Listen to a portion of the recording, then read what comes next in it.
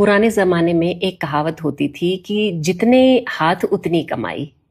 अब इसका अर्थ ये है कि एक घर में कम से कम 10 से 15 बच्चे होते थे और मुख्य काम होता था खेती-बाड़ी करना।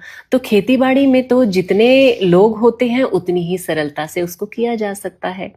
लेकिन धीरे-धीरे लोगों ने रियलाइज़ किया कि भई इतना बड़ा परिवार पालना सरल नहीं है और एक नई कहावत भी बन गई कि बच्चे हों 4 सुखी हो परिवार।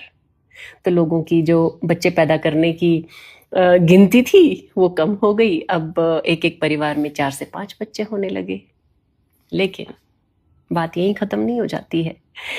इसके बाद फिर थोड़ा समय बीता और कहावत में थोड़ा-सा और बदलाव आया। फिर हो गई कहावत हम दो हमारे दो। क्योंकि इससे पहले अब परिवार जो थे वो संयुक्त रह नहीं गए थे, उनका टूटना शुरू हो गया था। अब वो एकल परिवार में परिवर्तित हो गए। अब जब एकल परिवार में परिवर्तित हो गए तो कमाने वाला एक रह गया और पलने वाले 4 हो गए। अब वो 4 भी भारी लगने लगे। इसलिए बात यहीं खत्म नहीं होती है। इस कहावत में फिर से परिवर्तन हुआ। अब शेर का बच्चा एक ही अच्छा।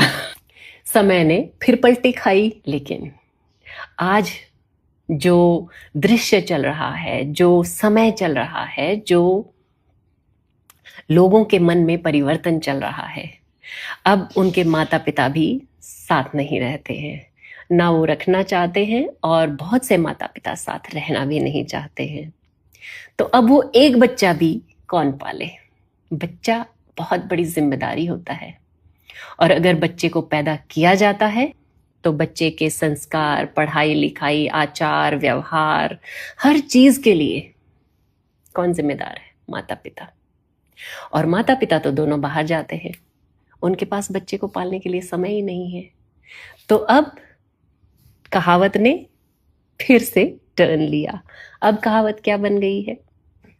अब ना बच्चा चाहिए, ना बच्ची चाहिए, हमको नींद अच्छी चाहिए।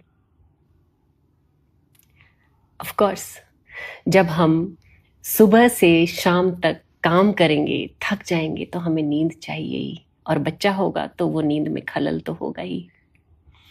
लेकिन ये एक बहुत ही चिंताजनक विषय है।